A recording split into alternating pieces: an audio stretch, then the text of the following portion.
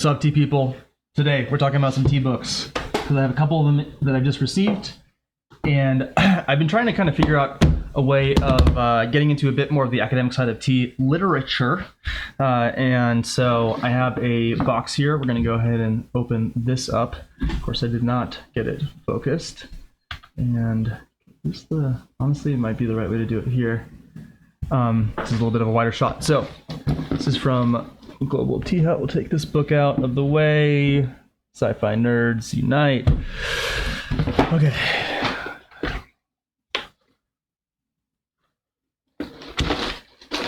Thank you for your support. You're welcome. So this book is sent straight from Taiwan. And I think this might be one of those books that like is kind of a bit of a final boss for Pu'er. You can find this book used from a US seller.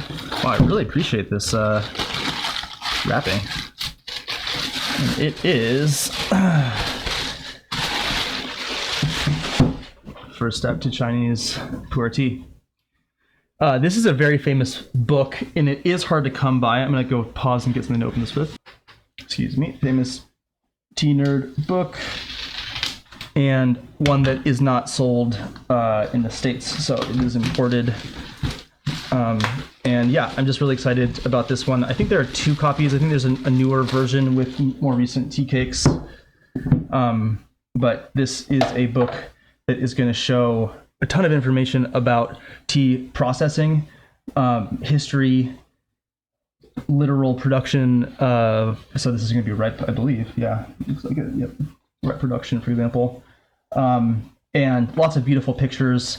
And then the big promise of this book is, of course, the really high quality photos of all of the Neife, all of the just all of the, I guess, like propaganda, paraphernalia, whatever you want to call it. So, you know, funnily enough, we opened to A5A2 here. And yeah, and we go back to like some classics from like the 20s. We're talking like the Songping. We're talking really old, incredible, historic tea. So I love showing you guys these overhead shots of the tea like this, and that is in large part because of this really cool book. Okay, so this one was not cheap to get. It was like $70 to ship and $70 to purchase. So I think I got a little bit extra money off from a coupon. Go ahead and Google. And again, this was from Global Tea Hut.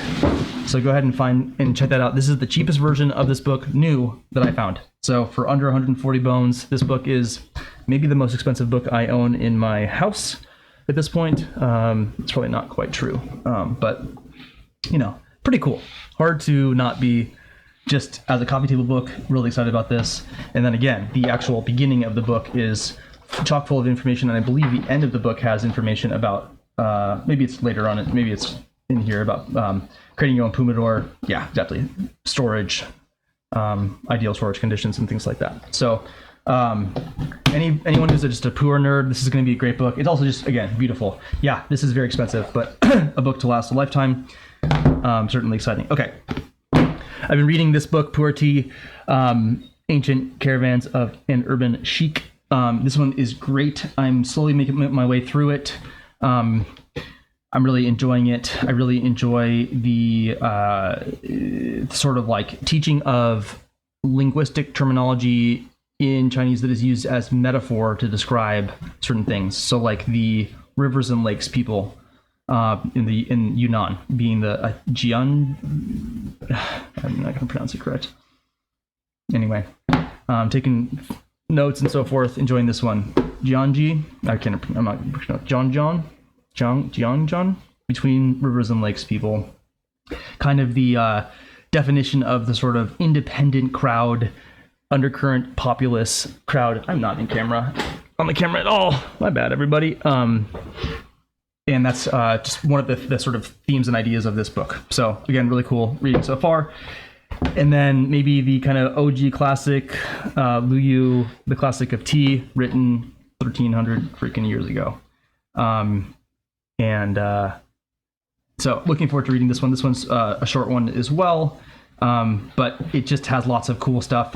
A lot of it is like about the etymology of the words that are being used specifically. So like when people refer to tea as cha, which has a more of a meaning of green grass, versus the wood definition of tea referring more to like the woodiness, for example. So anyway, this book is kind of a piece of history, if you will, about tea, and one of those ones to consider as well. So these are the first 3 books that I'm really kind of consuming to get into the more academic side of the tea literature.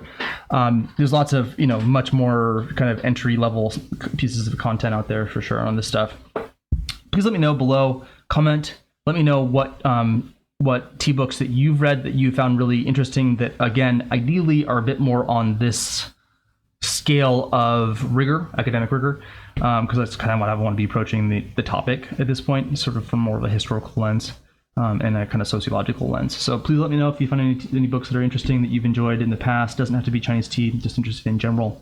I love the stories, and thanks for tuning in. This one's going to be kind of me talking just because I'm still getting over my cold. I can't really taste too much yet, but it's coming back. I was able to enjoy some of the fruit of 8582 the other day. So looking forward to drinking some tea with you all soon. Until then, deuces. Peace.